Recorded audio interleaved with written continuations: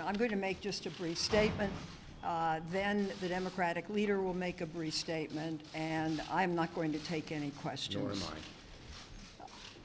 At 9 o'clock this morning, my staff and I reviewed the FBI's report into sexual assault allegations against Brett Kavanaugh. Let me be clear, I can't talk about the detail because this remains a confidential part of the background report. I hope that changes are made and we'll be able to talk more about what the FBI did later. But what I can say is that the most notable part of this report is what's not in it. As we noted by the White House, the FBI did not interview Brett Kavanaugh, nor did the FBI interview Dr. Blasey Ford. What we've heard from numerous people over the last few days seeking to provide information to the FBI. We have seen even more press reports of witnesses who wanted to speak with the FBI but were not interviewed. Deborah Ramirez's lawyer said he was unaware of any corroborating witnesses who were interviewed.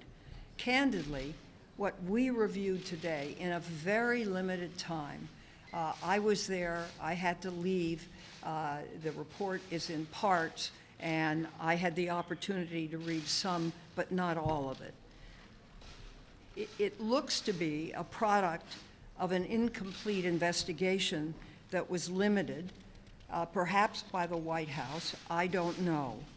But the White House certainly blocked access to millions of documents from Judge Kavanaugh's record, I know that, and ensured that 90% of his emails and memos weren't available for the Senate or the public in the hearings. It now appears that they also blocked the FBI from doing its job. Democrats agreed that the investigation scope should be limited. We did not agree that the White House should tie the FBI's hands.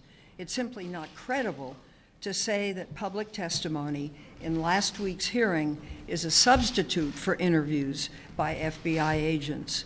Not only do senators lack the expertise of FBI agents, we were only given 5 minutes to question Judge Kavanaugh. So, in my view, from what I saw, the investigation was very limited, and it will be interesting after all of the members have an opportunity to read the documents, and we have an opportunity in public to discuss our conclusions, what the findings are. Thank you, Senator Feinstein. I just have 3 points to make. One, we had many fears that this was a very limited process that would constrain the FBI from getting all the facts.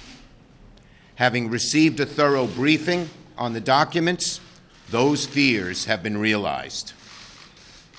Second, I disagree. Having received a briefing on all of the documents, I disagree with Senator Grassley's statement that there was no hint of misconduct.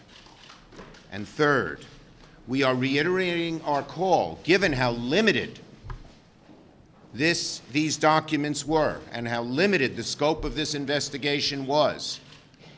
We are reiterating our call that the documents with proper redaction be made public. Why shouldn't all of America see the facts?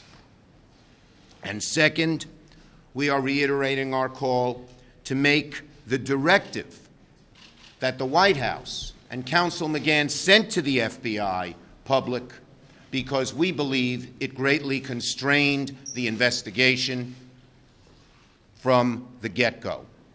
The fact that there's only one document in there for 100 senators is another example of constraining the ability of all senators and the American public to see the whole truth and nothing but. Thank you. Senator, what do you mean that you disagree with Senator Grassley's statement that there's no hint of misconduct? Senator? Yes, sir.